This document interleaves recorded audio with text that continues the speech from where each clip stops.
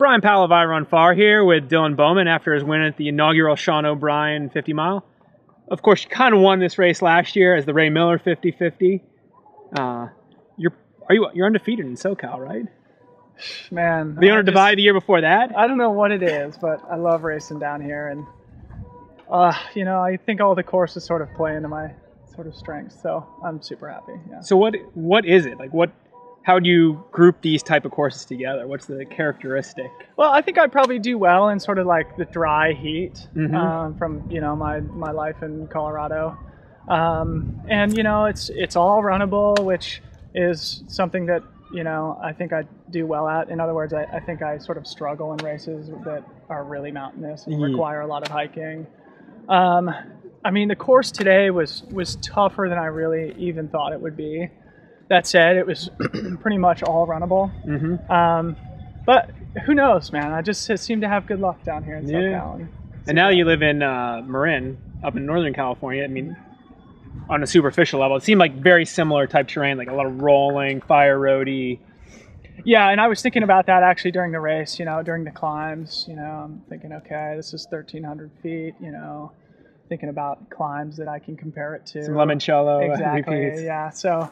Marincello. Yeah. So, it is similar, I think, in a lot of respects, and it's kind of similar to a lot of the running I did in Colorado, too. But like I said, I think I just do well on those types of courses. Were you shooting for like a top performance today? Because it's early for the season. You have a spot in Western. Were you? I certainly wanted to win. Okay. Yeah, and feel like I did a lot of really good training between North Face and now, and came in ready for a good one, and put all the pieces together on race day, which is always the toughest part. So, I certainly did have high hopes going into the race, but I'm sort of surprised with the result. Yeah. So you're always sort of in the mix in the race today. A couple minutes back, or early on or whatnot.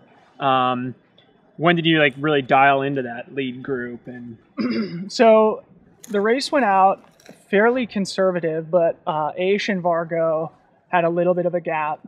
I fell in with Josh Arthur, and we ran together for a long time, and we caught Aish and Vargo on that long descent down to, that lollipop loop out there in Malibu. So we ran as a foursome for a couple of miles, and then leaving that aid station, Josh dropped off. Not sure what happened to him, but it was just Aish, Vargo, and I up those two big climbs up to the ridge. And we got back up to the top of the ridge at that aid station, I think mile 31-ish. And we still have like 500 feet to climb out of there over, a mile and a half or something. I got through the aid station like 5 seconds faster than they did and put in a tiny surge. Looked over my shoulder like 2 minutes later and had like probably a minute. So I figured, just go for it now rather than waiting for them to catch up and trying to go for it later. So I hit the gas at the top of the hill there, just bombed down back onto the single track and didn't look back. Yeah, mile 38, you already had almost 5 minutes on ice, and you didn't know Vargo was out. No one did. But running confident? I mean, did you feel like you were sort of in control? I was pushing, certainly. When you make a move like that, you have to sort of commit. And it's rare for me to really do that in races, or that I'm sort of in the position where I need to. But I was definitely running, near my sort of threshold where I was comfortable, I guess. But I sort of knew in the back of my mind I could hold the pace that I was running, and it was just a matter of just getting it done at the end. So nice. I'm assuming you have Western States on your schedule again for this year. You were already in before today. Does it give you an extra sort of bit of confidence going, to maybe be more aggressive, to go for if you're in the position mid-race to... Yeah, I think about Western States so much. And in 2011 or 2012, I think I was, way too aggressive. And I think last year I was a little bit too conservative. So hopefully this year I'll find a middle ground there where I can put myself in the mix, but not to the detriment of the later stages of the race.